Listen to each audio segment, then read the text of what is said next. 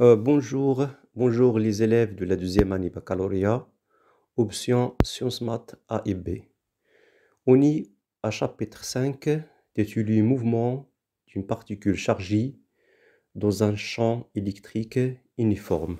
Bienvenue les élèves de la deuxième année baccalauréat, Sciences Maths A et B. Pour ce chapitre, on y a la première objectif, c'est-à-dire connaître et exploiter les relations F est égal Q fois E, et aussi le champ électrique est égal le rapport de la tension UAB divisé par la distance qui sépare les deux plaques. Deuxième objectif, c'est très important, comment appliquer la deuxième loi de Newton dans le cas d'une particule chargée dans un champ électrostatique. Pour établir les équations différentielles de mouvement et aussi établir les équations horaires de mouvement et l'exploiter. Et la dernière, trouver les équations de la trajectoire et exploiter pour cela, déterminer l'expression de la déviation électrique ou la déflexion électrostatique. Je commence par un petit rappel sur le champ électrique uniforme. Dans son montage, on parle d'un générateur créé un courant entre deux armateurs, c'est-à-dire un condensateur. L'un des armateurs il est chargé positif, qui est directement au pôle positif du générateur, et la deuxième elle est chargée négatif. Entre les deux armateurs, il existe un champ électrique uniforme. Alors, toujours le champ électrique E représente du pôle positif vers le pôle négatif. Et la tension UAB, c'est l'inverse. Donc, toujours un vecteur de négatif vers le positif. Alors, l'expression de la tension UAB, c'est la différence entre la tension VA moins VB et aussi égal à un produit scalaire du champ électrique E fois vecteur de déplacement AB. Par relation, on trouve que alpha est égal à 0, alors ça donne UE fois AB. Donc finalement, on exploite l'expression de E est égal au rapport de la tension sur la distance. Sachant que E, c'est volt mètre moins 1, représente l'intensité du champ électrique uniforme créé entre deux plaques. D, c'est en mètres, c'est la distance qui sépare les deux plaques.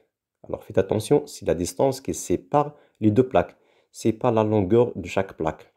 UAB en volts, c'est la tension entre les deux plaques. Encore un petit rappel sur la force électrique, ou s'appelle aussi la force de Coulomb. C'est la première année bac. Donc en présence d'un champ électrique E, toute particule chargée par une charge Q, soit positive ou négative, subit bien sûr à la force F, c'est la force électrique, dans l'expression est égale F vecteur est égal Q fois E. Alors F, donc collinaire à E, et le sens de F dépend de scène de la charge. Donc on peut distinguer deux cas. Premier cas, c'est la charge négative. Donc si je regarde dans le schéma à gauche, donc c'est Q est négatif. Alors d'abord le champ c'est positif vers le négatif. Donc on peut représenter la force, le sens inverse de E. Donc la force électrique est opposée de champ. Alors dans un deuxième cas, toujours le champ c'est positif, le champ électrique uniforme de positif vers négatif. Et c'est Q, c'est une charge positive comme un proton, donc un cation. Donc même sens. Alors on parle de la force électrique, même sens que le champ.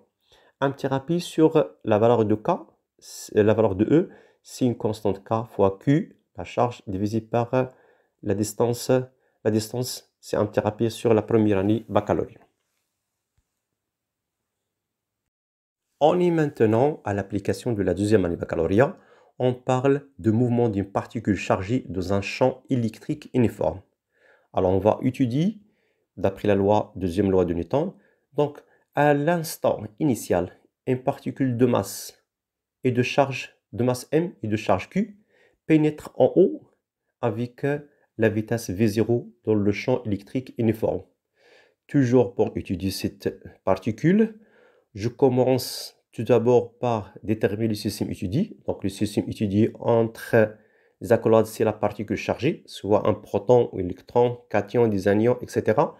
Donc le bilan des forces, le poids, P est égal à m fois g vecteur, et la force électrique, F est égal Q fois E.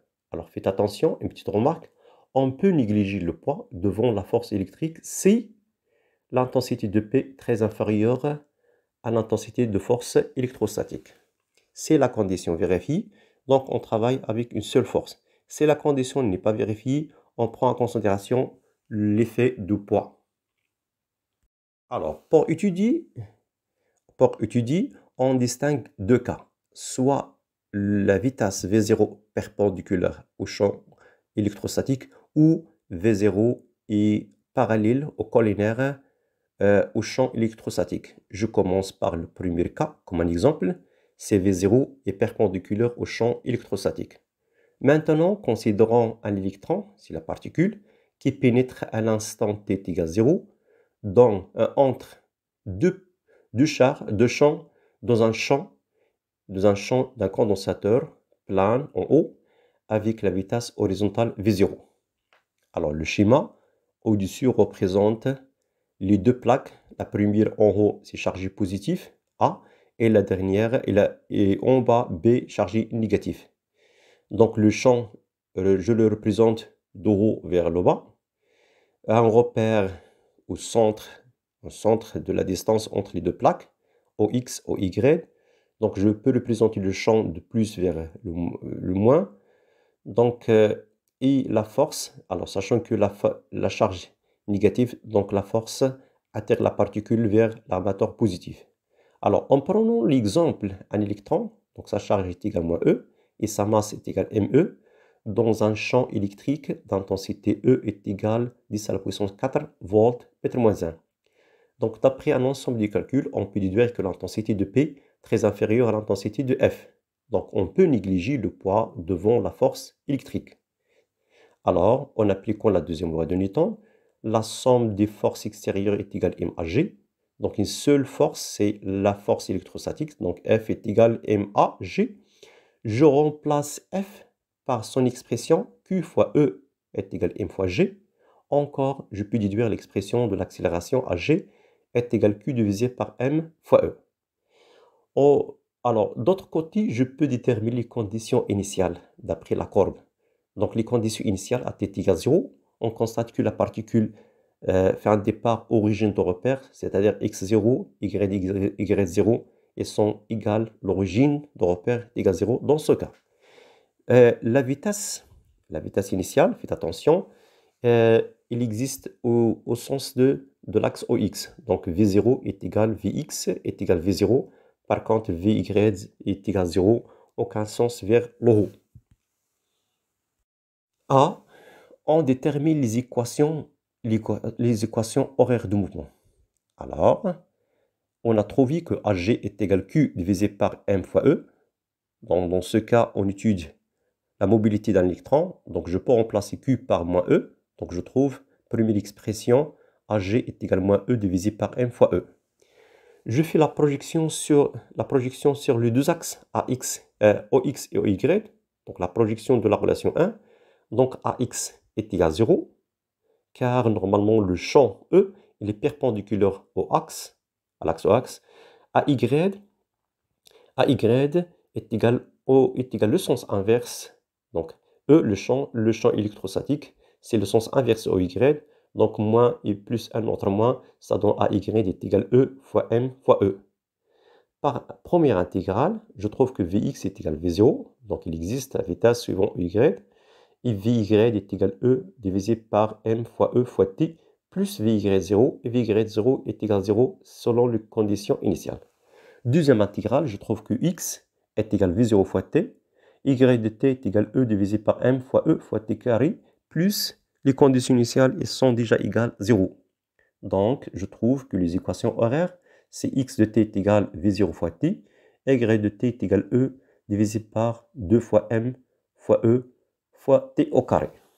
Je passe directement à petite b, on parle de les équations de la trajectoire, ou l'équation de trajectoire. C'est-à-dire, on va éliminer le paramètre de temps. Alors, sachant x est égal v0 fois t, je peux déduire t est égal x sur v0, et sachant que y de t est égal e divisé par 2m fois e fois t carré, donc je remplace t, je trouve que y de t est égal e divisé par 2m fois e fois x divisé par v0 au carré. Donc, j'élimine les parenthèses, je trouve que l'expression de l'équation de trajectoire y est égal e fois u, le champ, divisé par 2m fois v0 carré fois x au carré. Donc, on constate que c'est une forme parabolique. On sait que la particule suivit la trajectoire de haut jusqu'à la limite de deux plaques. Donc, il va quitter ce champ à un point S. S, c'est la sortie. Donc, on cherche les coordonnées du point de sortie de l'électron du champ électrique. Donc, S, c'est le point de sortie de l'électron. Alors, on va déterminer les caractéristiques de ce point. Donc, sachant que x est égal à v0 fois t, y de c est égal à e fois e divisé par 2m v0 carré fois x carré. Donc, à t est égal à ts, donc xs est égal à l. Donc, la distance ou la projection de s, sur l'axe de x est égale à L. L, c'est la longueur de la plaque dans ce cas. Donc, je peux remplacer dans y, donc y à t est égal à ts, donc ys est égal à e fois e divisé par 2m v0 carré fois xs, lxs au carré, donc xs c'est l carré. Donc, je trouve les coordonnées du s, de la sortie, x est égal à L, y est égal à E fois E divisé par 2m V0 carré fois L au carré. Et la TS, le temps de quitter le champ, c'est L divisé par V0.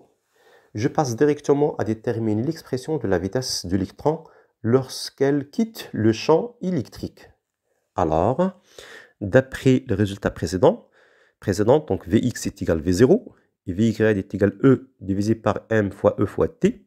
Donc, ce sont des résultats de la première intégrale. Donc, on parle de maintenant au point S. Donc, Vsx, aucun changement, ça donne V0. Vsy à t est égal à ts, donc ça donne E divisé par m fois E. Et je remplace t par ts. On sait que ts est égal à L divisé par V0. Je trouve que l'expression de la vitesse suivant Ox, donc Vsx est égal à V0. Et Vsy est égal à E fois L divisé par m fois mv0. Donc, on cherche l'intensité de Vs à la sortie. C'est la racine de Vs x au carré plus Vsy au carré. Je remplace, je trouve que l'expression de la vitesse Vs, c'est la racine V0, V0s, ou V0, une seule vitesse, au carré, plus E fois L divisé par mv0, tout au carré. Je passe directement à un partie très important, on parle de déflexion électrique ou la déviation. Comment démontrer, comment trouver l'expression de DE en fonction des paramètres. Alors après IS, donc c'est-à-dire après le champ électrostatique, l'électron ne plus soumis à aucune force et possède un mouvement rectiligne uniforme suivant la tangente à la parabole au point S jusqu'à ce qu'il rencontre l'écran au point I. Donc d'après la courbe, ou d'après la représentation, on constate que tangente θ est égal à Vsy divisé par Vsx. Et aussi est égal à I divisé par grand D divisé par moins L. Alors, c'est une expression mathématique. Donc, on cherche à déterminer l'expression de AI. Alors, Vsx, d'après les résultats précédents, c'est V0. Vsy, c'est E fois L divisé par mv0. Ce sont des expressions précédentes. Je remplace dans l'expression de tangente. Donc, je remplace fsy par E fois L divisé par mv0 divisé par v0 est égal à A fois I divisé par D moins L. Alors, je peux simplifier. Je trouve que E fois L divisé par mv0 carré est égal à I D moins L. Alors, la déviation ou la déflexion électrique, d'après la courbe CD, DE, c'est la hauteur O'A est égal O'A plus AI. Donc, O'A, c'est YS. Donc, on cherche à remplacer étape par étape. Alors, pour continuer, DE, c'est O'I est égal aussi O'A plus AI. Donc, sachant que E'A, c'est YS, c'est l'abscisse, c'est le coordonnée de S, et XS est égal L, donc XS est égal L. Je trouve aussi YS, c'est déjà calculé, c'est E fois L carré divisé par 2 MV0 carré. Donc, tangente θ est égal à I divisé par D moins L. Donc, AI, c'est D moins L. Je remplace que tangente θ déjà trouvé. Donc, DE, c'est O'I. Donc, O'I, c'est E fois E divisé par 2 MV0 carré fois L au carré, plus grand D moins L tangente θ. Donc, tangente θ déjà trouvé, c'est E fois L divisé par M0. Je remplace et je factoriel par E fois L divisé par M V0 au carré. C'est un facteur, c'est L carré. Donc, c'est L divisé par 2 plus D moins L. Alors, si je continue à développer l'expression de déviation, donc je factoriel et je calcule et je trouve que DE est égal grand D moins L divisé par 2 fois E fois L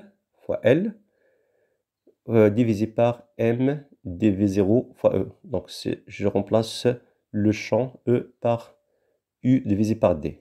Alors, finalement, je trouve qu'une constante, donc constante, c'est D moins L divisé par 2 fois E fois L divisé par M dV0. Donc, la déviation électrique est proportionnelle à la tension entre les plaques et se forme. D'une manière générale, DE est égal K fois E. On constate cette constante, je peux le diviser en deux parties. C'est-à-dire K1 est égal E divisé par mv0 carré. C'est une constante caractéristique de la particule déviée. Donc, ça, soit la charge, soit la masse et la vitesse. Par contre, K2, c'est D grand D moins L divisé par 2 fois L divisé par petit d, caractériser la géométrique de l'appareil. Donc, finalement, la déviation électrique, c'est K1 fois K2 fois E.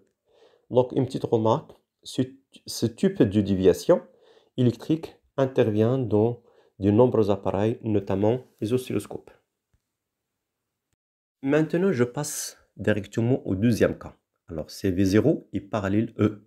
Donc, cas particulier, on part d'un champ électrique collinaire à la vitesse initiale. Dans ce cas aussi, on peut travailler avec le poids négligeable. Considérons un ion quitte la chambre d'ionisation d'une accélération avec une vitesse négligeable. Donc V0 est égal à 0 d'une manière générale. Il atterrit par une électrode percée d'un trou A qu'il traverse avec une vitesse VA.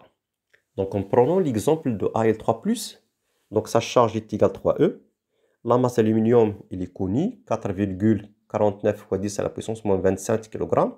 Dans un champ électrique, l'intensité E est égale à 10 à la puissance 4 volts mètre moins 1. Donc, par calcul, on déduit que le poids très inférieur, l'intensité de P est très inférieure à l'intensité de champ électrostatique. Donc, on peut négliger le poids devant la force électrique. Alors, par l'application de deuxième loi de Newton, la somme des forces X et Y est égale MAG. Donc, F est égal MAG.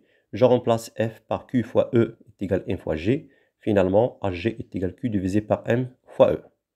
Les conditions initiales, d'après cette courbe, donc T0, on a X0 égale 0, Y0 aussi est égal à 0.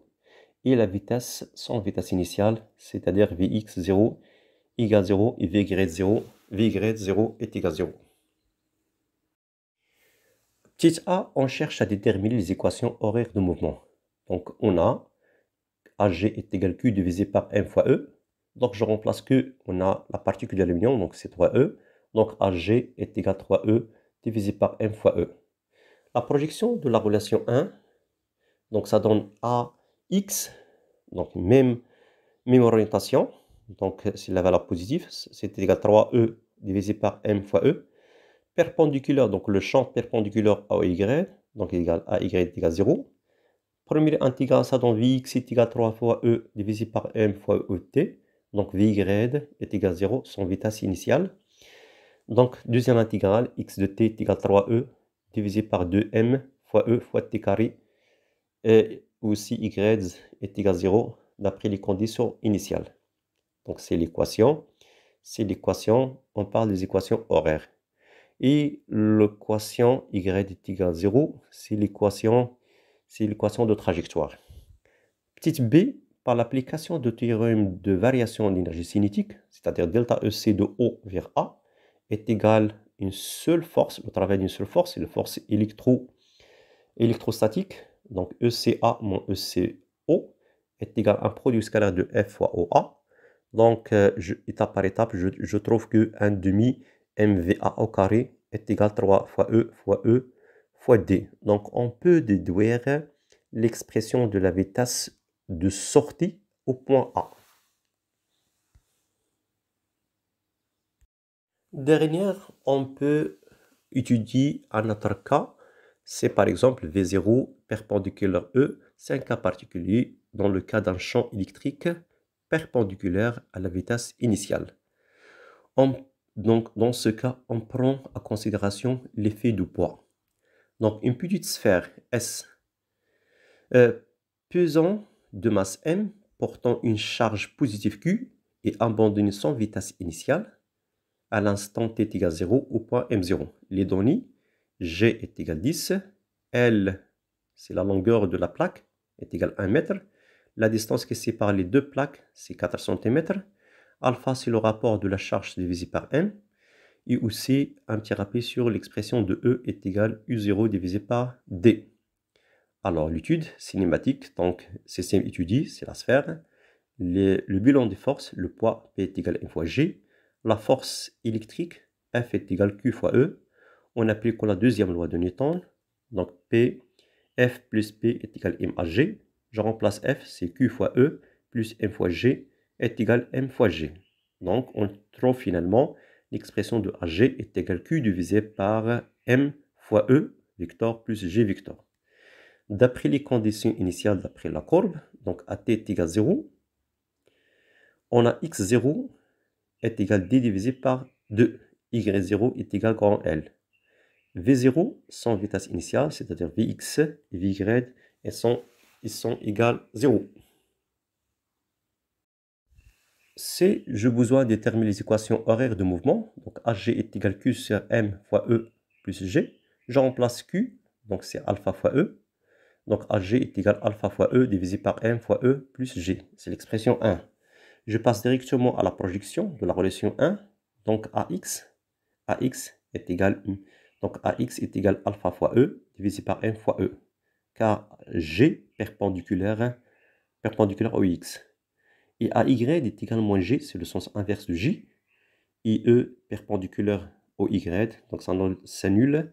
Donc première intégrale Vx est égal à alpha fois E fois divisé par M fois E fois T. Vx0 est égal à 0. Vy est égal à moins G fois T, aussi son vitesse initiale. Deuxième intégrale x de t est égal à alpha fois E divisé par 2m fois E fois t carré plus x0, c'est d divisé par 2. Y de t, c'est moins 1 demi gt carré plus y0, c'est L. Alors, petite b, si on cherche l'équation de la trajectoire. Donc, on a l'expression du x et l'expression du y. On cherche à remplacer le t. Donc, première expression, on trouve t et je le remplace de la deuxième. On trouve que l'allure de la trajectoire, c'est une fonction affine. Merci d'avance de partager ce cours pour les bacheliers sciences maths A et B et bonne chance pour les autres aussi. Merci.